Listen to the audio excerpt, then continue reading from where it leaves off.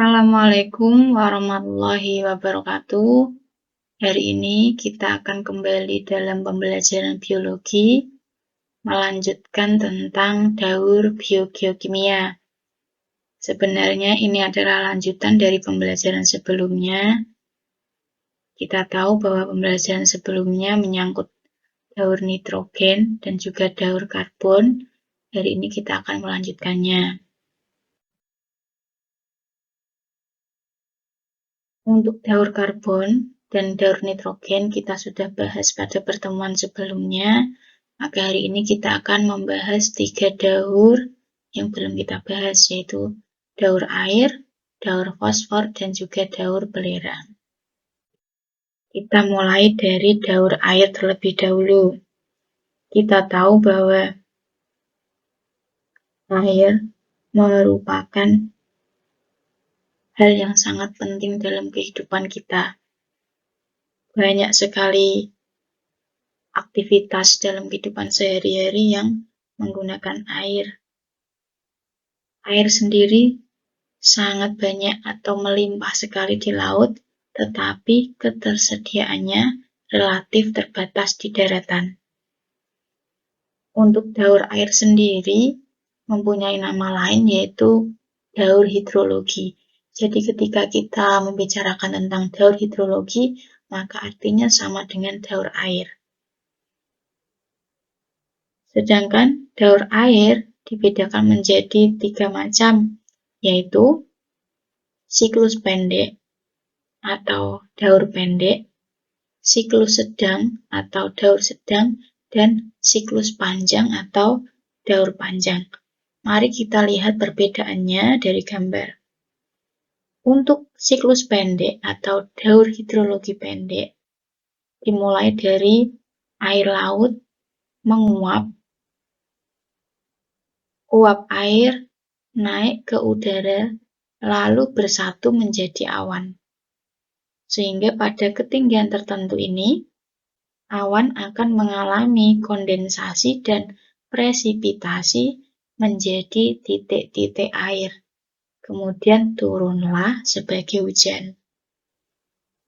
Pada daur hidrologi pendek ini, kita tahu bahwa terbentuknya awan dan hujan terjadi di atas laut, sehingga hujan ini tidak sampai di daratan. Untuk daur hidrologi pendek atau siklus pendek, kita bedakan dengan daur hidrologi sedang atau siklus sedang. Sama, dimulai dari air laut menguap, uap air naik ke udara dan terbawa angin sampai di atas daratan sehingga membentuk awan.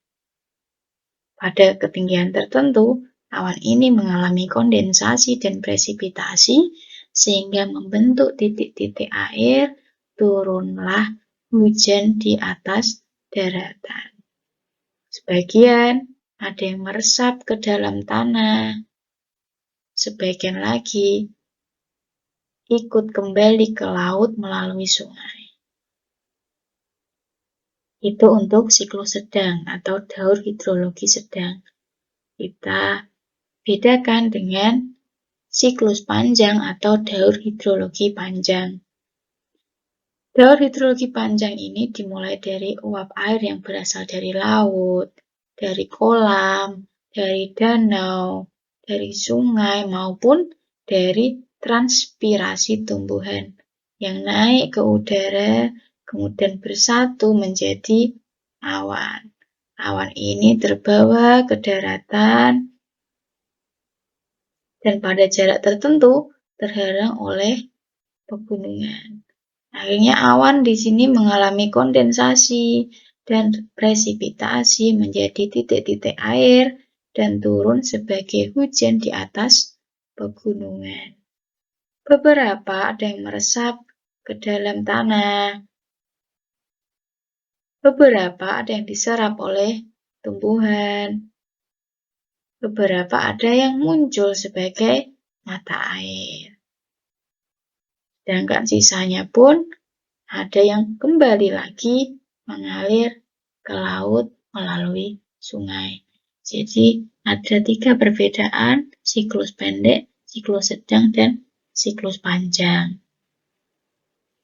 Kita lanjut ke daur berikutnya, yaitu daur fosfor. Yang kita tekankan di sini adalah fosfor tidak pernah ditemukan dalam bentuk gas, tetapi dalam bentuk fosfor dalam tanah. Jadi sebenarnya jumlah fosfor di alam itu sangat banyak, sangat melimpah. Tetapi persediaannya untuk tumbuhan sangat terbatas, karena sebagian besar terikat secara kimia oleh unsur lain dan sukar atau susah larut di dalam air. Maka dari ini, banyak petani yang akhirnya memberikan pupuk fosfat pada tanaman pertaniannya, di mana pupuk ini juga dibuat dari batuan-batuan fosfat yang sama aja tersedia di alam. Jadi, karena sukarnya larut dengan air, maka dibuatlah pupuk fosfat ini yang sebenarnya bahan bakunya juga dari fosfat yang ada di alam. Bagaimana daur fosfor ini? Kita lihat dari gambar di sini. Jadi melalui rantai makanan, fosfor dari tumbuhan masuk ke dalam tubuh hewan. Dan ketika hewan ini nantinya mati, maka akan diuraikan oleh dekomposer menjadi yang namanya fosfat anorganik atau fosfat dalam tanah. Di mana nanti fosfat dalam tanah ini akan mengalami yang namanya pengendapan atau sedimentasi di laut, sehingga menjadi batu karang atau fosil. Nah, batu karang atau fosil ini dapat, fosfat di bebatuan ya, dapat mengalami yang namanya pelapukan atau terkikis kembali, sehingga nanti akan balik lagi menjadi fosfat dalam tanah ataupun anorganik. Nah, fosfat dalam tanah ataupun fosfat anorganik dalam air ini juga biasa diambil melalui kegiatan penambangan. Jadi, siklus ini akan terus berulang seperti ini. Saya kira cukup singkat untuk daur fosfor atau fosfat ini. Kita bisa lanjut ke daur berikutnya, yaitu daur belerang. Daur belerang sendiri punya nama lain yaitu daur sulfur, di mana sulfur ini sebenarnya banyak terdapat pada kerak bumi. Tetapi sulfur ini diserap oleh tumbuhan dalam bentuk sulfat. Melalui rantai makanan, sama seperti biasanya melalui rantai makanan, sulfur ini akan berpindah ke konsumen. Dalam hal ini hewan dalam gambar. Sama ketika organisme ini mati, maka sulfur dalam organisme akan terurai. Karena diuraikan oleh bakteri, akan terurai kembali secara aerob membentuk sulfat kembali. Jadi ini akan terus berulang seperti ini. Dan bila penguraian ini berlangsung secara anaerob, maka akan menghasilkan yang namanya gas sulfur dan sulfida. Di mana sebenarnya gas sulfur dan sulfida ini juga berasal dari hasil reduksi senyawa sulfat secara anaerob oleh bakteri bereduksi sulfur. Di mana nantinya oleh bakteri sulfur ini, gas sulfur dan sulfida di udara akan dioksidasi menjadi